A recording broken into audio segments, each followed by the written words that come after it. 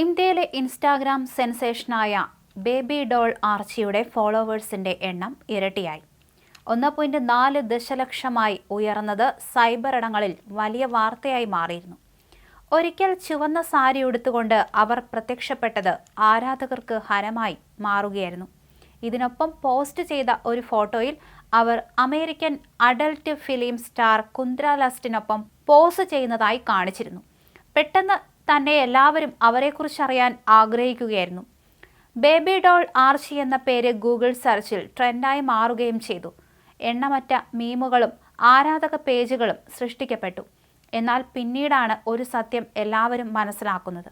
അങ്ങനെ ഒരാൾ ഈ ലോകത്തില്ല എന്നത്. ഈ ഇൻസ്റ്റാഗ്രാം അക്കൗണ്ട് വ്യാജമായിരുന്നു. അതിനായി ഉപയോഗിച്ച മുഖം ഒരു യഥാർത്ഥ സ്ത്രീയുമായി സാദൃശ്യം പുലർത്തിയിരുന്നു. അസമിലെ ദിബ്രുഗഡ് നഗരത്തിലെ ഒരു വീട്ടമ്മ. അവരുടെ സഹോദരൻ പോലീസിൽ പരാതി നൽകിയതിനെ തുടർന്ന് സത്യം പുറത്തു വന്നു. യുവതിയുടെ മുൻ കാമുകൻ പ്രതി ബോറ അറസ്റ്റിലായി. ബോറയും ഈ യുവതിയും തമ്മിൽ ഇടക്കാലത്ത് പിണങ്ങിയെന്നും അതിന്റെ പ്രതികാരമായിട്ടാണ് ഇത്തരമൊരു കൃത്യം ചെയ്തത് എന്നാണ് ബോറ പോലീസിനോട് പറഞ്ഞത്. മെക്കാനിക്കൽ എഞ്ചിനീയറായ ബോറ ആർട്ടിഫിഷ്യൽ ഇന്റലിജൻസ് സ്വന്തമായി പഠിച്ചയാളാണ്. കാമുകിയുടെ സ്വകാര്യ ഫോട്ടോകൾ ഉപയോഗിച്ച് ഇയാൾ ഒരു വ്യാജ പ്രൊഫൈൽ സൃഷ്ടിക്കുകയായിരുന്നു. ബോറ ഇപ്പോൾ പോലീസ് കസ്റ്റഡിയിലാണ്.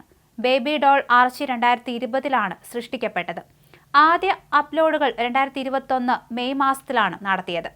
പ്രാരംഭ ഫോട്ടോകൾ മോർഫ് ചെയ്ത അവരുടെ യഥാർത്ഥ ചിത്രങ്ങളായിരുന്നുവെന്നാണ് പോലീസ് വെളിപ്പെടുത്തിയത്.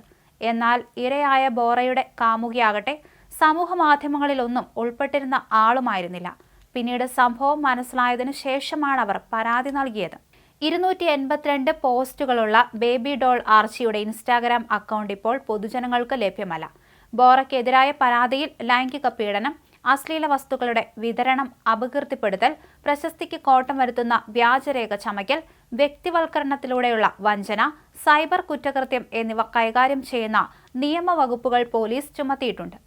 കുറ്റക്കാരനാണെന്ന് കണ്ടെത്തിയാൽ ബോറയ്ക്ക് 10 വർഷം വരെ തടവ് ശിക്ഷ ലഭിക്കാം. കുന്ദ്ര ലസ്റ്റിനൊപ്പമുള്ള ചിത്രം പങ്കുവച്ചതോടെയാണ് ഈ കള്ളം പൊളിഞ്ഞു തുടങ്ങിയത്. ആധികാരികതയിലേക്ക് അന്വേഷണം നീണ്ടപ്പോൾ ചതിയുടെ കഥ പുറത്തു വന്നു. ഡീപ് ഫേക്ക് വീഡിയോ ഇതിനു മുമ്പും ഇന്ത്യയിൽ വിവാദമായിട്ടുണ്ട്.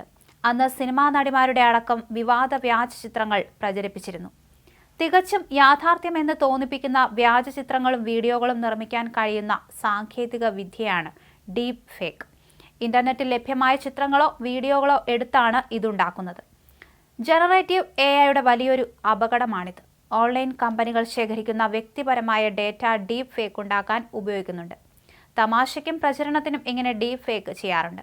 എന്നാൽ പ്രശസ്തരുടെ വീഡിയോകൾ മാത്രമല്ല ഡീപ് ഫേക്കായി ഉപയോഗിക്കുന്നത്. മറ്റൊരു വ്യക്തിയുടെ കൃത്രിമ വീഡിയോ സൃഷ്ടിച്ച് അനായാസം തട്ടിപ്പ് നടത്താൻ ഇതുകൊണ്ട് സാധിക്കും. അതുകൊണ്ട് ഡീപ് ഫേക്കിനെ കരുതിയിരിക്കേണ്ടതാണ്.